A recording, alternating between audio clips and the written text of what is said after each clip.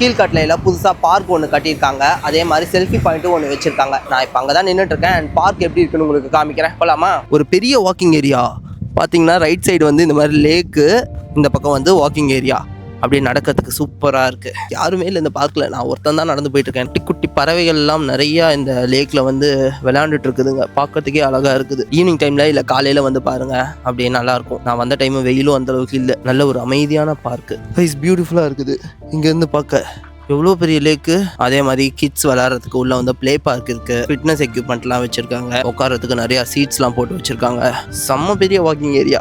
இன்னும் இது போய்கிட்டே இருக்கு. வாங்க கடைசி வரையும் போய் பார்ப்போம் எப்படி இருக்குன்னு. நீங்கள் வரணும்னா கூகுளில் கீழ்கட்டளை லேக் அண்ட் எக்கோ பார்க்குன்னு சொல்லிட்டு போட்டிங்கன்னாவே வரும். வந்தீங்கன்னா குப்பை போடாமல் நீட்டாக மெயின்டைன் பண்ணுங்க. ஏன்னா இப்போ நான் பார்த்த வரையும் பெருசாக எந்த குப்பையும் இல்லை. கூட்டம் இல்லாதனாலயா என்னன்னு தெரியல. நீங்கள் வந்தீங்கன்னா ரொம்ப நீட்டாக மெயின்டைன் பண்ணிக்கோங்க. அதே மாதிரி லேக்கில் தூக்கி அதையும் போட்டுட்டு இருக்காதீங்க. நீங்கள் வேல்ஸ், பல்லாவரம், அப்புறம் கீழ்கட்டளை சரௌண்டிங்லாம் இருக்கீங்கன்னா இந்த பார்க் கண்டிப்பாக ஒரு வாட்டி வந்து பாருங்கள். காலையிலேருந்து நைட் 8 மணி வரையும் இந்த பார்க் வந்து ஓப்பனில் இருக்கும் அப்படின்னு சொன்னாங்க. நான் கேட்டேன். நான் வந்து பார்த்த வரையும் யாரும் பெருசாக இல்லை. ஒரே ஒரு வாட்ச்மேன் வந்து ஃப்ரண்ட்டில் உட்காந்துட்டு இருக்காரு. அதுக்கப்புறம் சென்டரில் அந்த ப்ளே பார்க் கிட்ட ஒரு அண்ணா இருந்தாங்க.